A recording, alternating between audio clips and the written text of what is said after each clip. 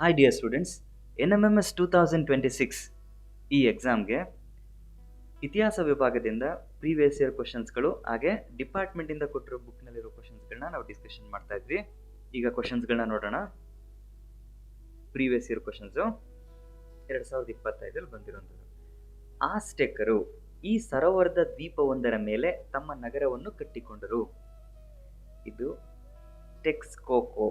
ಆಸ್ಟೆಕ್ ಟೆಕ್ಸ್ಕೋಕೋ ಈ ಒಂದು ಸರೋವರದ ಮೇಲೆ ಮಧ್ಯೆ ಒಂದು ದ್ವೀಪದ ರೀತಿಯಲ್ಲಿ ಒಂದು ನಗರವನ್ನ ಕಟ್ಕೊಂತಾರೆ ಆಸ್ಟೆಕರು. ಇದು ಅಮೆರಿಕದ ನಾಗರಿಕತೆಗೆ ಸಂಬಂಧಿಸಿರುವುದು.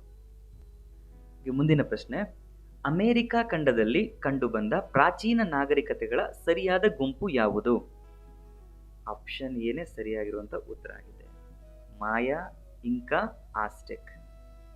ರೋಮ್ ಬರೋದು ಇದು ಯುರೋಪ್ ಆಗುತ್ತೆ, ಗ್ರೀಕ್ ಕೂಡ ಯುರೋಪ್ ನಾಗರಿಕತೆಗಾಗುತ್ತೆ. ಇಲ್ಲಿ ಮತ್ತೆ ರೋಮ್ ಅಂತ ಬಂದಿದೆ. ಇದನ್ನ ಟೆಕ್ಸ್ಟ್ ಬುಕ್ ಅಲ್ಲಿ ನೋಡಿ. ಟೆಕ್ಸ್ಟ್ ಬುಕ್ ಅಲ್ಲಿ ಪೇಜ್ ನಂಬರ್ 32 ನೋಡ್ರಿ. ಮಾಯಾ, ಆಸ್ಟೆಕ್ ಮತ್ತು ಇಂಕಾ ಇವುಗಳನ್ನ ಅಮೆರಿಕ ಖಂಡದ ಪ್ರಾಚೀನ ಕೊಲಂಬಿಯಾ ನಾಗರಿಕತೆಗಳು ಅಂತ ಕರೀತಾರೆ. ಸೌತ್ ಅಮೆರಿಕದಲ್ಲಿ ಹಾಗೆ ನಾರ್ತ್ ಅಮೆರಿಕದ ಕೆಲವೊಂದು ಭಾಗಗಳನ್ನು ಕೂಡ ಸೇರ್ಕೊಂಡಿರುವಂಥವು. ಅವ್ರು ಬೇಕಾದ್ರೆ ಕ್ವಶನ್ ಟ್ವಿಸ್ಟ್ ಮಾಡಿ ಕೊಲಂಬಿಯಾದ ನಾಗರಿಕತೆಗಳು ಅಂತ ಯಾವ್ಯಾವನ್ನ ಕನ್ಸಿಡರ್ ಮಾಡ್ತಾರೆ ಅಂತ ಬೇಕಾದ್ರೆ ಕೇಳ್ಬೋದು. ಇವು 3 ಆಗಿರ್ತವೆ. ಹಾಗೆ ಮುಂದಿನ ಪ್ರಶ್ನೆ, ಈ ಚಿತ್ರದಲ್ಲಿನ ಸ್ಮಾರಕವನ್ನು ಗುರುತಿಸಿ. ಈ ಚಿತ್ರದಲ್ಲಿ ಇದು ಡೆಡ್ ಈಸಿ ಆಗಿದೆ.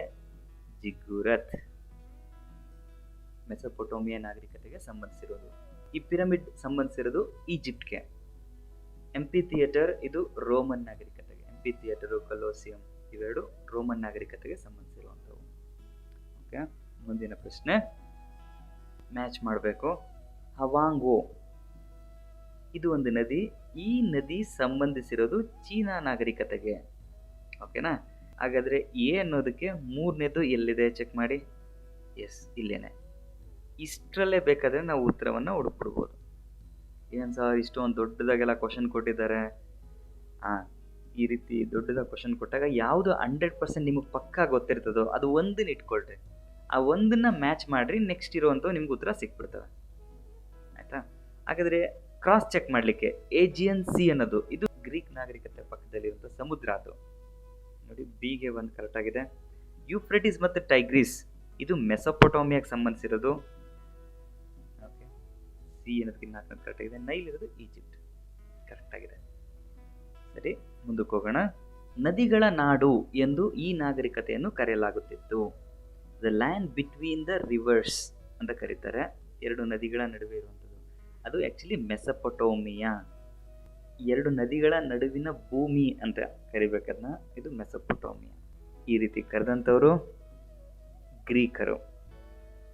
ನೆಕ್ಸ್ಟ್ ಮುಂದಿನ ಪ್ರಶ್ನೆ, ಜಿಗ್ಗುರತ್ಗಳನ್ನು ಬ್ಯಾಬೆಲ್ನ ಗೋಪುರಗಳು ಎಂದು ಕರೆದವರು ಯಾರು? ಇದು ಯಹೂದಿಗಳು ಈ ರೀತಿ ಕರೀತಾರೆ. ಸ್ಟೂಡೆಂಟ್ಸ್ ಇಲ್ಲಿ ಒಂದು ವಿಚಾರ ಗಮನ ಕೊಡಬೇಕು. ಈಜಿಪ್ಟ್ನಲ್ಲಿರುವಂಥ ಪಿರಮಿಡ್ನ ಕರೆದವರು ಗ್ರೀಕರಾಗಿರ್ತಾರೆ. ಹಾಗೆ ಮೆಸೊಪೊಟೋಮಿಯಾ ಅಂತ ಕರೆದವರು ಕೂಡ 2 ನದಿಗಳ ನಡುವಿನ ಭೂಮಿಯನ್ನ ಮೆಸೊಪೊಟೋಮಿಯಾ ಅಂತ ಕರೆದವರು ಕೂಡ ಗ್ರೀಕರೇ ಆಗಿರ್ತಾರೆ. ಆದ್ರೆ ಈ ಜಿಗ್ಗುರಥಗಳನ್ನ ಬ್ಯಾಬೆಲ್ನ ಗೋಪುರ ಅಂತ ಕರೆದವರು ಯಹೂದಿಗಳಾಗಿರ್ತಾರೆ. ಈ 3 ಕೂಡ ಕನ್ಫ್ಯೂಷನ್ ಆಗೋ ಚಾನ್ಸಸ್ ಇರ್ತದೆ, ಗಮನ ಕೊಡಿ.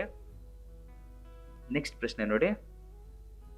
ಗ್ರೀಕರ ಜೀವನದಲ್ಲಿ ಕ್ರೀಡೆಯು ವಿಶೇಷ ಮಾನ್ಯತೆ ಹೊಂದಿತ್ತು. ಹೌದು, ಈ ಒಲಿಂಪಿಕ್ಗಳನ್ನ ಸ್ಟಾರ್ಟ್ ಮಾಡಿದರೆ ಗ್ರೀಕರಾಗಿರ್ತಾರೆ. ಗ್ರೀಕರು ಮನೋವಿಕಾಸಕ್ಕೆ ಆದ್ಯತೆ ಕೊಟ್ಟಂತೆ ದೈಹಿಕ ವಿಕಾಸಕ್ಕೂ ಗಮನ ಕೊಟ್ಟಿದ್ರು. ಹೌದು, ಕ್ರೀಡೆ ಅಂದಮೇಲೆ ದೈಹಿಕ ವಿಕಾಸಕ್ಕೆ ಗೊತ್ತಾನೆ. ಸೊ ಕರೆಕ್ಟಾಗಿ ಆಗುತ್ತೆ. ಹಾಗಾದ್ರೆ ಆಪ್ಷನ್ ಡಿ ಅನ್ನೋದು ನಮಗೆ ಸರಿಯಾದ ಉತ್ತರ ಆಗೈತೆ. ನೆಕ್ಸ್ಟ್ ಮುಂದಿನ ಪ್ರಶ್ನೆಗೆ ಹೋಗೋಣ. ಇದು ಸಿಲೆಬಸ್ನಲ್ಲಿಲ್ಲ, ಡಿಲೀಟ್ ಆಗಿದೆ. ಸುಮ್ಮನೆ ಜಸ್ಟ್ ನಿಮ್ಮ ಜನರಲ್ ನಾಲೆಜ್ಗೆ, ವೈದ್ಯಶಾಸ್ತ್ರದ ಪಿತಾಮಹ ಅಂತ ಕರೀತಿದ್ದು ಹಿಪೋಕ್ರೆಟಸ್ನ. ವೈದ್ಯಶಾಸ್ತ್ರದ ಪಿತಾಮಹ ಅಂತಂದ್ರೆ ಹಿಪೋಕ್ರೆಟಸ್ ಅಂತ ಹೇಳ್ತಾರೆ. ಅದೇ ಭಾರತದಲ್ಲಿ ಆಯುರ್ವೇದದ ಪಿತಾಮಹ ಅಂತ ಕರೆದಾಗ ಧನ್ವಂತರಿ ಆಗ್ತಾನೆ. ಇದ್ರ ಬಗ್ಗೆ ಗಮನ ಕೊಟ್ಟಿದೆ. ನೆಕ್ಸ್ಟ್, ರೋಮನ್ನರು ಮತ್ತು ಕಾರ್ಥೇಜ್ ನಡುವೆ ಪ್ಯೂನಿಕ್ ಯುದ್ಧಗಳು ನಡೆಯಲು ಮುಖ್ಯ ಕಾರಣವೆಂದರೆ ಸಿಸಿಲಿ ಎಂಬ ಪ್ರದೇಶದ ಮೇಲೆ ಹಿಡಿತ ಸಾಧಿಸಲು. ಇದು ಸರಿಯಾಗಿರುವಂತ ಉತ್ತರ ಆಗಿದೆ. ರೋಮನ್ ಸ್ವಾತಂತ್ರ್ಯ, ನಾಗರಿಕ ರಕ್ಷಣೆ ಇವು ಯಾವಲ್ಲ. ಇದನ್ನ ನೀವು ಟೆಕ್ಸ್ಟ್ ಬುಕ್ ಅಲ್ಲಿ ಗಮನಿಸಿ. ಪೇಜ್ ನಂಬರ್ 30 ನೋಡ್ರಿ. ಈ ಪ್ಯೂನಿಕ್ ಯುದ್ಧಗಳು ಅಂತಿದೆ. ಉತ್ತರ ಆಫ್ರಿಕಾದ ಕರಾವಳಿಯಲ್ಲಿರುವ ಕಾರ್ತೇಜ್ ನಗರವನ್ನು ಪಡ್ಕೋಬೇಕು ಅಂತೇಳಿ ಈ ರೋಮನ್ನರು ಯುದ್ಧಗಳನ್ನ ನಡೆಸಿರ್ತಾರೆ. 118 ವರ್ಷಗಳ ಕಾಲ ಯುದ್ಧವನ್ನು ನಡೆಸಿರ್ತಾರೆ. ನೆಕ್ಸ್ಟ್ 2019ರಲ್ಲಿ ಬಂದಿರುವಂಥ ಪ್ರಶ್ನೆ ನೋಡಿ, 6-7 ವರ್ಷದಿಂದ ಅಪ್ಲೈ ಆಗ್ತಾ ಇದೆ. ಮೆಸೊಪೊಟೋಮಿಯನ್ನರ ಲಿಪಿಯನ್ನು ಹೀರೋಗ್ಲಿಫಿಕ್ಸ್ ಎಂದು ಕರೆಯುತ್ತಾರೆ.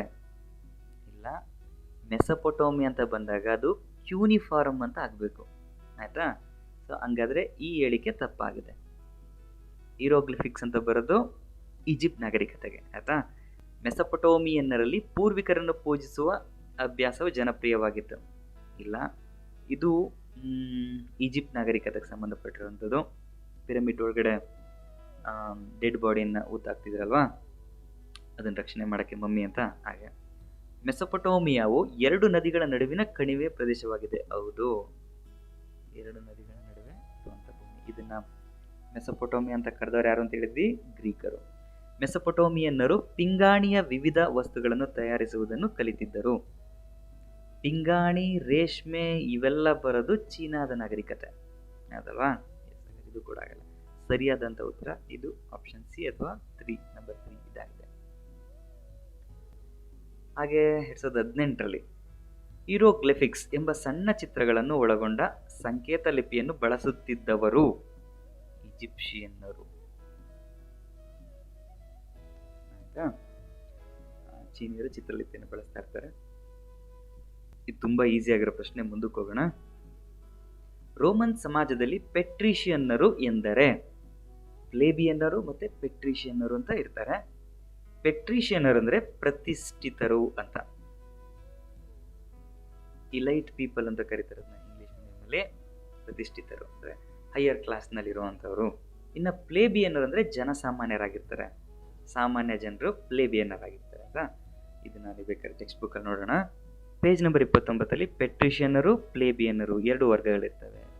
ಈ ಪೆಟ್ರಿಷಿಯನ್ನರು ಪ್ರತಿಷ್ಠಿತರಾಗಿರ್ತಾರೆ, ಮೇಲು ವರ್ಗದವರಾಗಿರ್ತಾರೆ, ಭೂಮಿಯ ಮಾಲೀಕರಾಗಿರ್ತಾರೆ, ಹಾಗೆ ಸೆನೆಟ್ ಅನ್ನ ನಿಯಂತ್ರಣ ಮಾಡೋರು ಕೂಡ ಆಗಿರ್ತಾರೆ. ಪ್ಲೇಬಿಯನ್ನರು ಅಂದ್ರೆ ಜನಸಾಮಾನ್ಯರು. ಇವರು ಕೆಲಸ ಮಾಡೋರು, ಸಣ್ಣ ಭೂ ಹಿಡುವಳಿಗಾರ ಅಂದ್ರೆ ಚಿಕ್ಕ ಮಟ್ಟದಲ್ಲಿ ಭೂಮಿಯನ್ನ ಓನರ್ ಆಗಿರುವಂಥವ್ರು, ಕುಶಲಕರ್ಮಿಗಳು, ಸಣ್ಣ ವ್ಯಾಪಾರಿಗಳು, ಸೈನಿಕರು ಕೂಡ ಈ ಪ್ಲೇಬಿಯನ್ಸ್ ಒಳಗಡೆ ಬರ್ತಾ ಇರ್ತಾರೆ. ಸಾಮಾನ್ಯರ ಒಳಗಡೆ ಕನ್ಸಿಡರ್ ಮಾಡಿರ್ತಾರೆ ಸೈನಿಕರನ್ನು ಕೂಡ.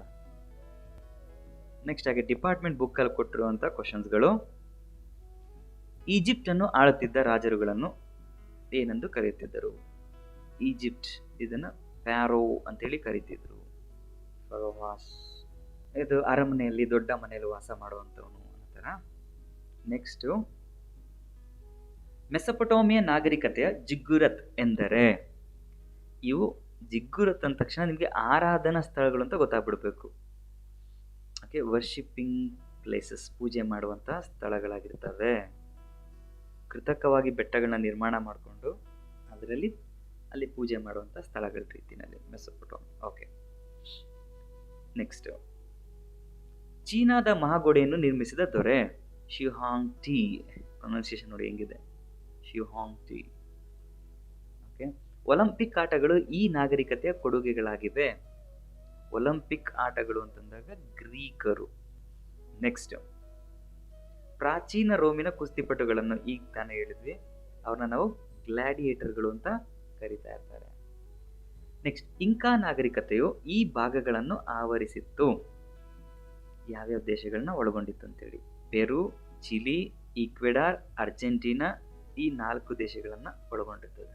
ಇದು ಸೌತ್ ಅಮೆರಿಕಾ ಭಾಗದಲ್ಲಿ ಬರುವಂತಹ ದೇಶಗಳಾಗಿರ್ತವೆ. ಇಷ್ಟು. ಹಾಗೆ ಮುಂದಿನ ಪ್ರಶ್ನೆ ನೋಡಿ ಎಷ್ಟು ದೊಡ್ಡದಾಗಿದೆ, ಚೆಕ್ ಮಾಡೋಣ. ಟೆಕ್ಸ್ಟ್ ಬುಕ್ ಅಲ್ಲಿ ಪೇಜ್ ನಂಬರ್ 33ರಲ್ಲಿ ನೋಡ್ರಿ. ಇಂಕಾ ಸಾಮ್ರಾಜ್ಯದ ವ್ಯಾಪ್ತಿ ಪೆರು, ಈಕ್ವೆಡಾರ್, ಚಿಲಿ, ಅರ್ಜೆಂಟೀನಾ ಭಾಗಗಳವರೆಗೆ ವ್ಯಾಪಿಸಿತ್ತು. ಪೇಜ್ ನಂಬರ್ 33ರಲ್ಲಿದೆ. ಚಿತ್ರಲಿಪಿಗಳು ಅಥವಾ ಪವಿತ್ರ ಬರಹಗಳು ಇದು ಸಾಂಕೇತಿಕ ಭಾಷೆಯಾಗಿತ್ತು. ಹೌದು, ಚಿತ್ರಲಿಪಿ ಇದೊಂದು ಸಾಂಕೇತಿಕ ಭಾಷೆಯಾಗಿತ್ತು. ಇದು ಸಣ್ಣ ರೇಖಾಚಿತ್ರಗಳನ್ನು ಒಳಗೊಂಡಿತ್ತು. ಹೌದು, ಸಣ್ಣ ರೇಖಾಚಿತ್ರನ ಒಳಗೊಂಡಿತ್ತು. ಸರಿಯಾಗಿದೆ ಹೇಳಿಕೆ. ಮೆಸೊಪೊಟೋಮಿಯನ್ನರು ಬರವಣಿಗೆಯ ಕಲೆಯಲ್ಲಿ ಕರಗತರಾಗಿದ್ದರು. ಆದರೆ ಮೆಸೊಪೊಟೋಮಿಯನ್ನರು ಕೂಡ ಅವರು ಕೂಡ ಬರವಣಿಗೆನ ಕಲ್ತಿರ್ತಾರೆ. ಮೆಸೊಪೊಟೋಮಿಯನ್ನರಲ್ಲಿ ಈ ಸುಮೇರಿಯನ್ನರು ಅಂತ ಬರ್ತಾರೆ, ಅವರು ಅಭಿವೃದ್ಧಿಯನ್ನು ಪಡಿಸ್ತಾರೆ. ಸೊ ಹಿಂಗಾಗಿ 2 ಹೇಳಿಕೆಗಳು ಕೂಡ ಸರಿಯಾಗಿದೆ. ಎ ಸರಿಯಾಗಿದೆ, ಎ ಮತ್ತು ಆರ್ ಸರಿಯಾಗಿವೆ ಮತ್ತು ಎಗೆ ಸರಿಯಾದ ಕಾರಣವಾಗಿದೆ ಆರ್ ಇಲ್ಲ. ಯಾಕೆಂದ್ರೆ ಇದು ಪವಿತ್ರ ಬರವಣಿಗೆ ಇವೆಲ್ಲ ಬರೋದು ಈಜಿಪ್ಟ್ ನಾಗರಿಕತೆಗೆ, ಇದೇ ಸಪ್ರೇಟ್ ಆಗಿರ್ತದೆ. ಹಿಂಗಾಗಿ ಎ ಮತ್ತು ಆರ್ ಎರಡೂ ಸರಿಯಾಗಿದೆ ಮತ್ತು ಎಗೆ ಸರಿಯಾದ ಕಾರಣ ಆರ್ ಅಲ್ಲ. ಇದೇ ಬೇರೆ ಇದೇ ಬೇರೆ ಆಗಿರೋದ್ರಿಂದ ಒಂದಕ್ಕೊಂದು ಕಾರಣ ಏನಲ್ಲ ಅವು. ಓಕೆ, ಇದು ಸರಿಯಾಗಿರುವಂಥ ಉತ್ತರ. ನೆಕ್ಸ್ಟ್ ಮುಂದಿನ ಪ್ರಶ್ನೆಗೋಣ. ಈ ನದಿಯನ್ನು ಚೀನಾದ ದುಃಖದ ನದಿ ಎಂದು ಪರಿಗಣಿಸಲಾಗಿದೆ. ವಾಂಗೋ, ಹವಾಂಗೋ ಅಂತನಾರ ಬರಿಬಹುದು, ವಾಂಗೋ ಅಂತನಾರ ಬರಿಬಹುದು, ನೋಡ್ಕೊಳ್ಳಿ ಇದನ್ನ. ಹಾಗೆ ಇನ್ನು ನೈಲ್ ನದಿ ಬರೋದು ಈಜಿಪ್ಟ್ಗೆ, ಯೂಫ್ರೇಟಿಸ್ ಟೈಗ್ರಿಸ್ ಬರೋದು ಮೆಸೊಪೊಟೋಮಿಯಾಗೆ, ವಾಂಗೋ ಚೀನಾ ನದಿ. ಓಕೆ ಸ್ಟೂಡೆಂಟ್ಸ್, ಇಷ್ಟು ಪ್ರಶ್ನೆಗಳು ಈ ಚಾಪ್ಟರ್ಲಿ ಡಿಸ್ಕಷನ್ ಮಾಡಿದ್ವಿ. ಮುಂದಿನ ಚಾಪ್ಟರ್ ಮತ್ತೆ ಬೇಗ ಅಪ್ಲೋಡ್ ಮಾಡ್ತೀನಿ. ಸಬ್ಸ್ಕ್ರೈಬ್ ಆಗ್ರಿ ಚಾನಲ್ಗೆ, ಹಾಗೆ ವಿಡಿಯೋಗಳನ್ನ ಫಾಲೋ ಅಪ್ ಮಾಡ್ತಾ ಇರಿ, ಚೆಕ್ ಮಾಡ್ತಾ ಇರಿ. ಆದಷ್ಟು ಬೇಗ ಎಲ್ಲ ವಿಡಿಯೋಗಳನ್ನೂ ಕೂಡ ಅಪ್ಲೋಡ್ ಮಾಡ್ತೀನಿ. Take care, wish you good luck.